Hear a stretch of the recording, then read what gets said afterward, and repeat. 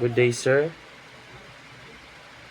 My name is John Malimog, and now I will discuss all about the step to take in case of the ship damage, the various action to regain stability, and a counter checking the effectiveness of such action.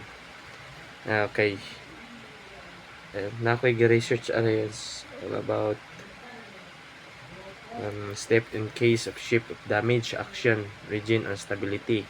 When a ship is damaged because of conclusion, grounding, flooding, fire, or structural failure, the crew must act quickly to maintain the ship stability and safety. That means object is to prevent shaking, capsizing, or frontal damage. Number 1. Initial action after the ship damage. A. Assess the situation. The officer on watch and the crew should immediately determine location of damage, size of the hull of crack, compartment flooded, rate of loading, conditional of cargo and maturity, stability condition of the vessels. This helps the master decide an emergency action and needed. B. Sounds and alarm. Emergency alarms are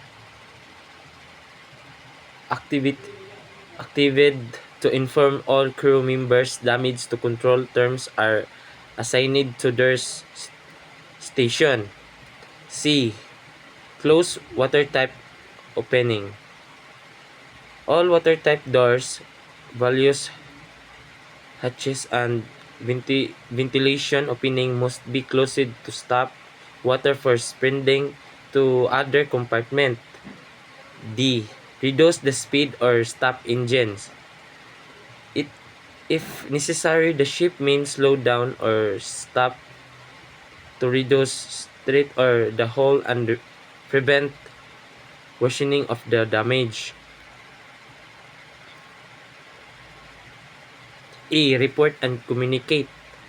The master inform engine room, neighboring vessels, coastal authorities, rescue coordination center if need. Number 2.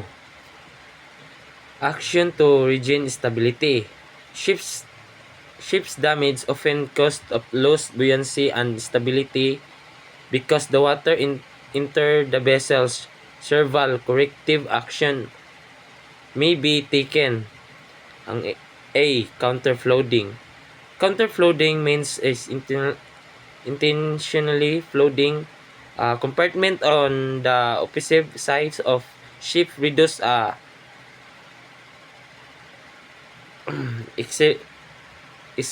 exclusive list purpose, correct dangerous hell or less, improve balance, disadvantage, reduce reserve buoyancy, maybe increase the draft. Ang B.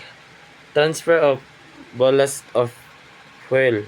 Liquids may be transferred between tanks to improve term and the stability. Example, transfer blast from port side to starboard the side to reduce the listing. This action help to restore proper center of the gravity. C. Pumping out flooded compartment. Building and emergency pumps are used to remove water from damaged space if possible. Benefits: restores buoyancy, reduce free surface effect, improve the stability. D. Jettisoning cargo. Some cargo or heavy equipment may be removed as shifted. Purpose: reduce to top weight, improve the balance, increase freeboard. Can must be taken because improper cargo movement can worsen stability. Temporary repairs.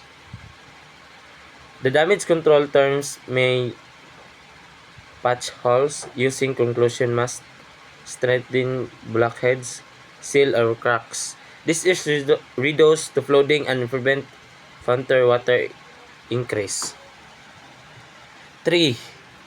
Ang 3 na to kay counter-checking the effectiveness of action. After taking correct action, the crew must monitor whether the ship condition in its improved. Natay A. Monitor list and trim. The angle of heel turn must be checked regularly. Sign of improvement. Ship becomes more upright. Term becomes stable. Rolling decrease. B. Check draft readings.